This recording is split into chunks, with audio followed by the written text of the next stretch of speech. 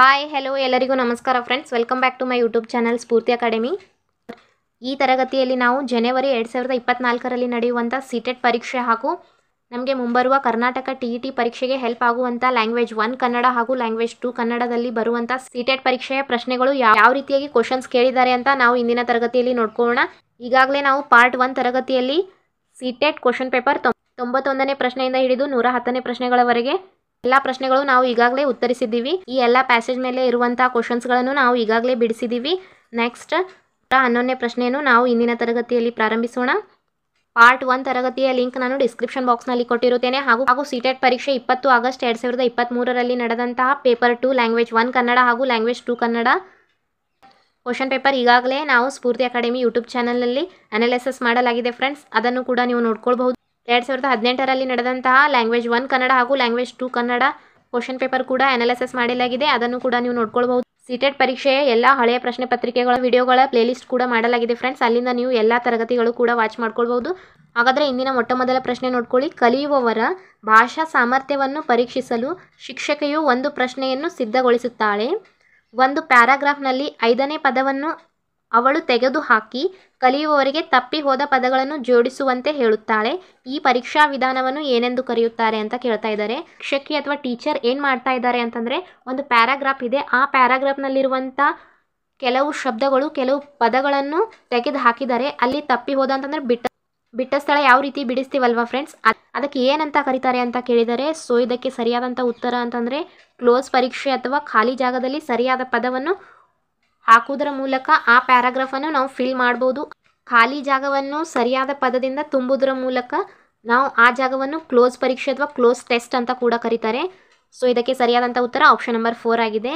ಮಾತನಾಡುವಾಗ ಸರಿಯಾದ ಪದಗಳನ್ನು ಸರಿಯಾದ ಕ್ರಮದಲ್ಲಿ ಸರಿಯಾದ ಉಚ್ಚಾರ ಸಹಿತ ಮಾಡುವುದಕ್ಕೆ ಡ್ಯಾಶ್ ಎಂದು ಕರೆಯುತ್ತಾರೆ. ಈ ಪ್ರಶ್ನೆ ಭಾಷಾ ಕೌಶಲ್ಯಗಳಾದ LSRWನಲ್ಲಿ ಮಾತನಾಡುವುದು ಸ್ಪೀಕಿಂಗ್ ಕೌಶಲ್ಯದ ಮೇಲೆ ಕ್ವಶನ್ ಕೇಳಿರುವಂಥದ್ದು.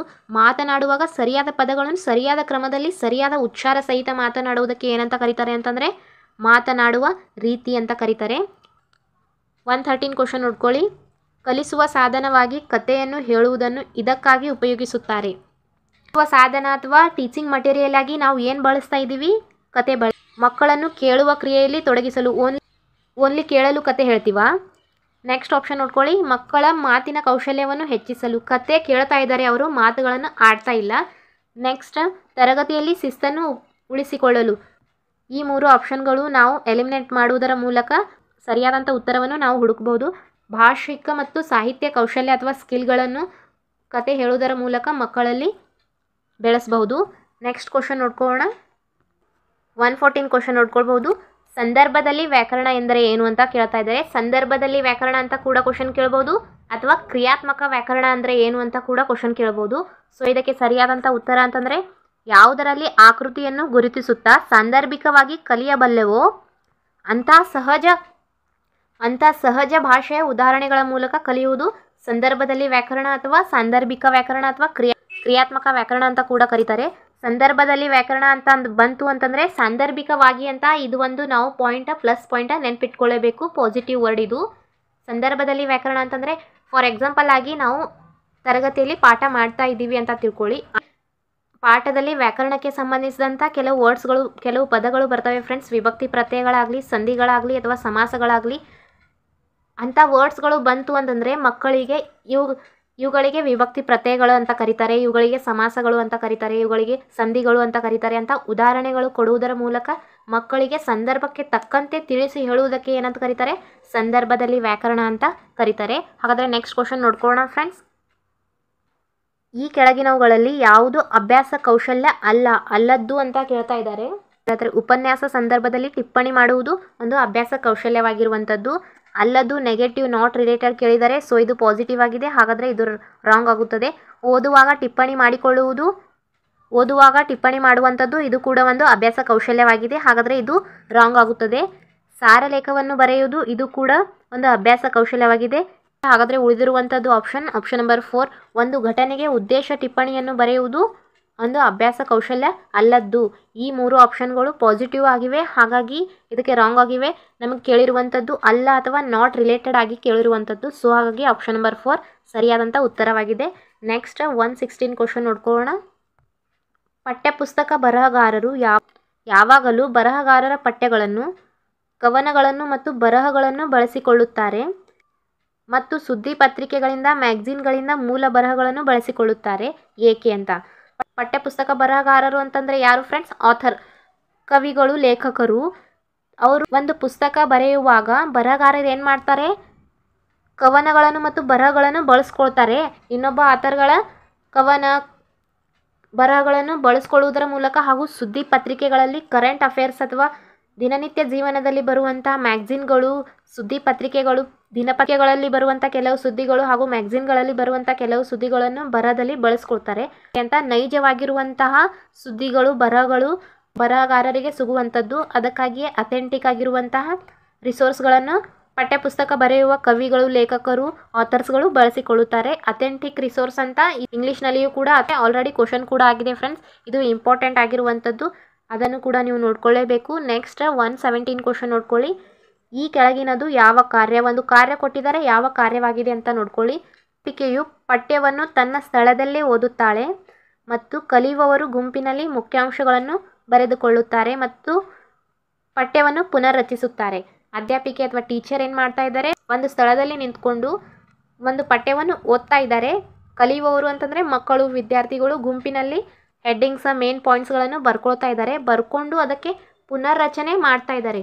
ಪುನರ್ರಚನೆ ಮಾಡುವುದಕ್ಕೆ ಏನಂತ ಕರೀತಾರೆ ಅಂತ ಕೇಳಿದರೆ ಡಿಕ್ಟೇಷನ್ ಅಂತ ಕರೀತಾರಾ, ಅಥವಾ ಗ್ರಾಮರ್ ಡಿಕ್ಟೇಷನ್ ಅಂತ ಕರೀತಾರಾ, ಅಥವಾ ರೀರೈಟಿಂಗ್ ಟಾಸ್ಕ್ ಅಂತ ಕರೀತಾರಾ, ಅಥವಾ ಮ್ಯೂಚುವಲ್ ಡಿಕ್ಟೇಷನ್ ಅಂತ ಕರೀತಾರಾ ಅಂತ.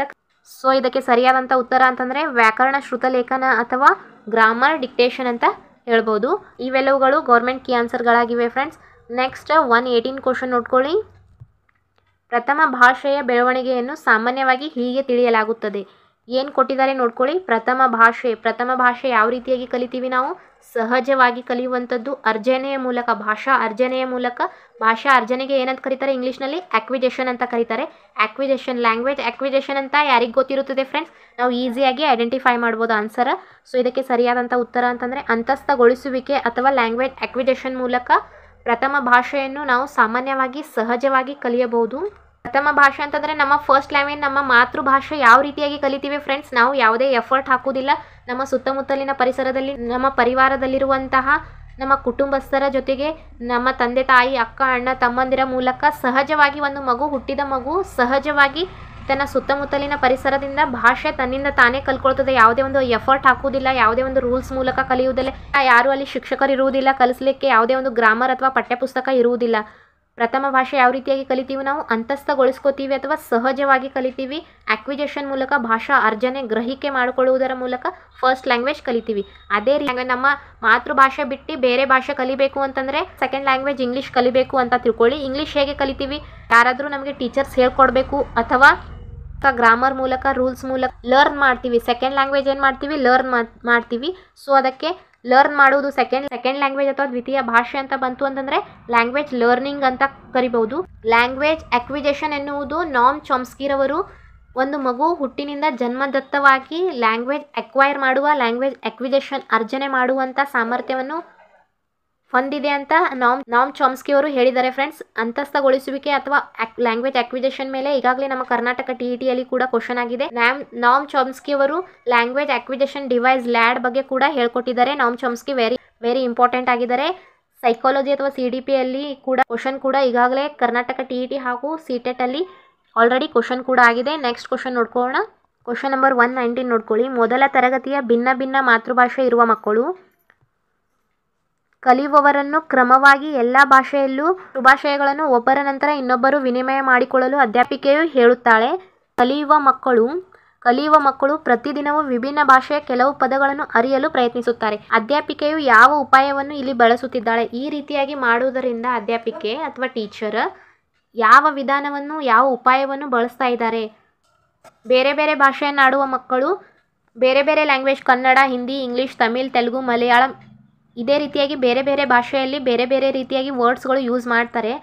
ಇಂಥ ಒಂದು ಉಪಾಯವನ್ನು ಏನಂತ ಕರೀತಾರೆ ಅಂತಂದರೆ, ಈ ಒಂದು ಉಪಾಯಕ್ಕೆ ಏನಂತ ಕರಿಬಹುದು ಅಂತಂದರೆ ಒಂದು ಸಂಪನ್ಮೂಲವಾಗಿ ಬಹುಭಾಷಿಕತೆಯನ್ನು ಬಳಸುವುದು. ಬೇರೆ ಬೇರೆ ಲ್ಯಾಂಗ್ವೇಜಲ್ಲಿ ಮಕ್ಕಳು ಕೂಡ ಕಲಿತಾರೆ. ಬಹುಭಾಷಿಕತೆ ಅಥವಾ ಮಲ್ಟಿಲಿಂಗ್ವಲಿಸಮ್ ಎನ್ನುವುದು ಒಂದು ಸಂಪನ್ಮೂಲವಾಗಿದೆ ಅಥವಾ ಒಂದು ರಿಸೋರ್ಸ್ ಆಗಿ ಅಥವಾ ಒಂದು ಅಸೆಟ್ ಆಗಿ ಕೂಡ ಬಳಸ್ಬೋದು.